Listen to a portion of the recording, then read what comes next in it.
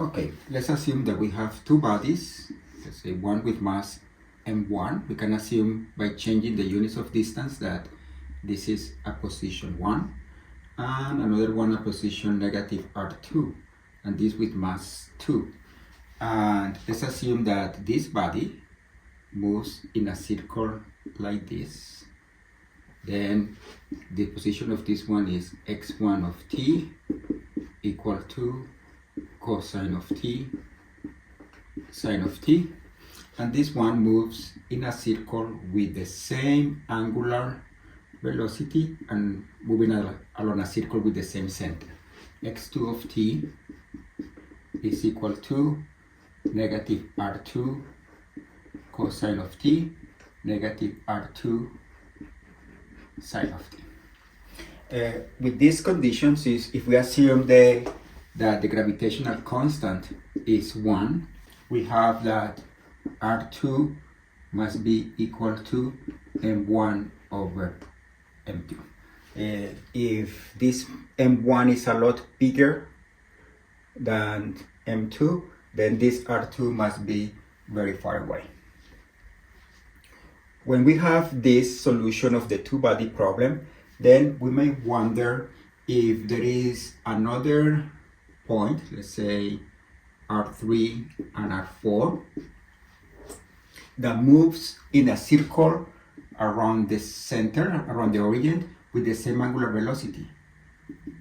And that is also this one with mass 0, M3 with mass 0. That means that this body, the mass is so small that it doesn't affect the motion of this motion of M1 and M2. But anyway, these two bodies, the force that these two bodies make on this body makes the body move on a circle as well. Circle with center at 0, 0 and angular velocity 1. These points are known as Lagrange points, and there are 5 of them. There is a Lagrange point here, and there is a Lagrange point, let's say, around here, and there is a Lagrange point around here, and there is a Lagrange point around here, and a Lagrange point around here. This one is called L4, this called is L5, and let's call this L1, let's call this L2 and L3. To find L4 and L5 are easy because if you think about this triangle, this must be an equilateral triangle, the same as this triangle here. But to find L3, L1 and L2, we need to find a kinetic equation. Then we have to solve a kinetic equation to find these three, and these are known the Lagrange points. The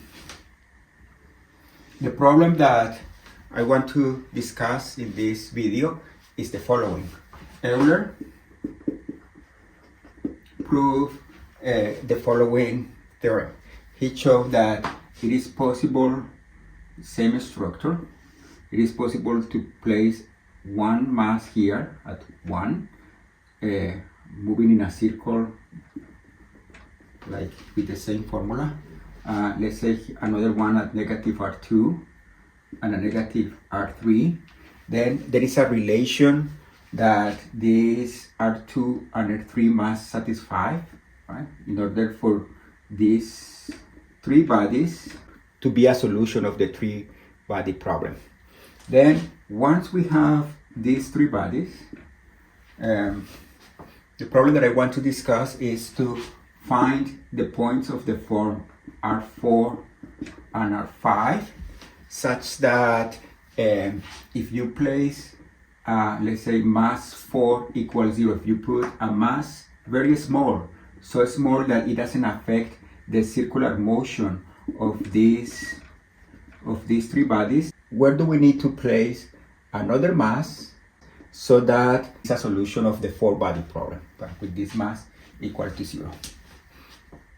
Then these are the results. In the previous case, the positions were completely given by the ratio of the masses, and the ratio of the masses was given by this position. Here, we know that these R2 and R3, they must satisfy a kinetic equation.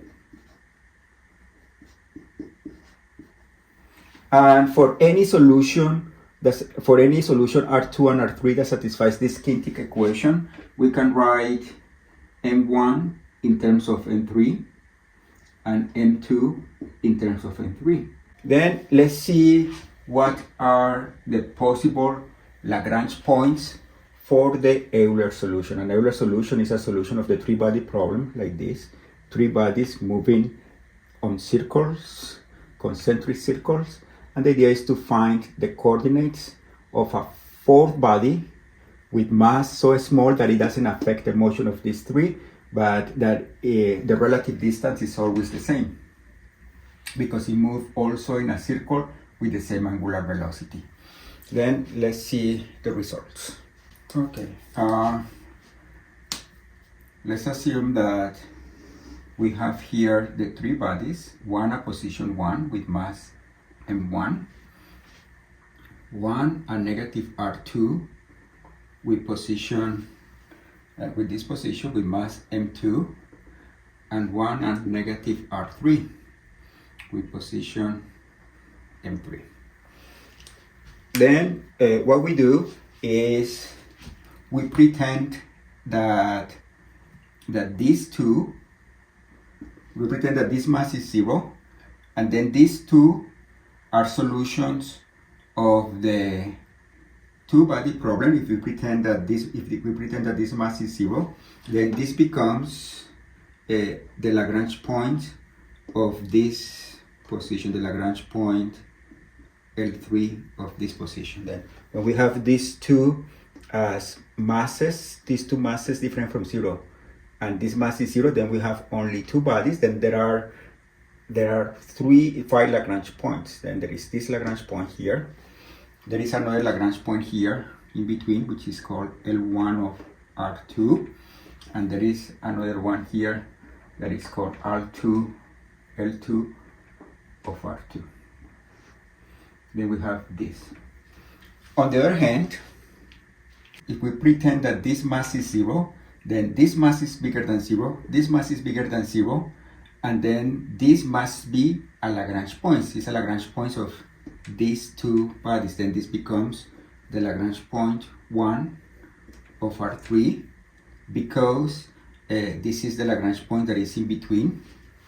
There is also a Lagrange point 3 here, Lagrange points 3 of R3, and there is another Lagrange point here, Lagrange points 3 of R3.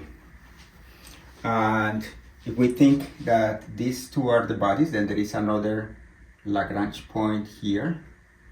Let's call this is Lagrange point 4 of R3, and we have another Lagrange point here, which is called Lagrange point 5 of R3. When we pretend that these two are the masses that are different from 0, then we have a Lagrange point 4 of R2 here, and we have a Lagrange point 4 of R3. Then what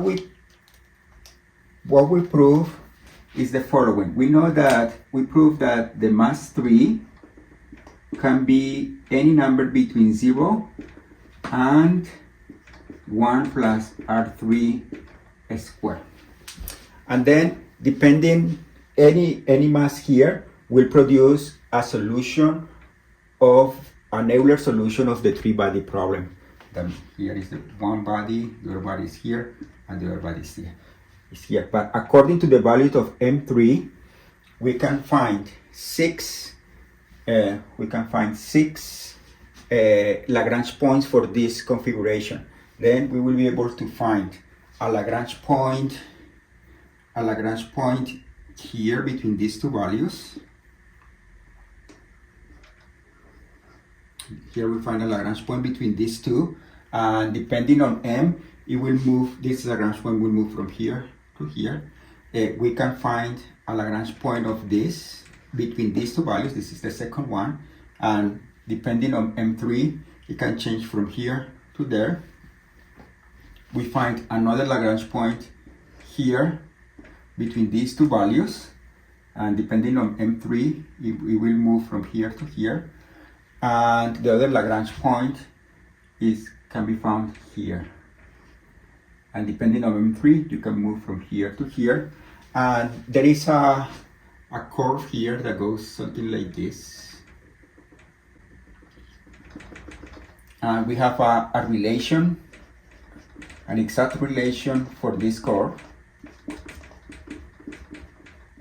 That means that this curve is the level set of a function. We know the function.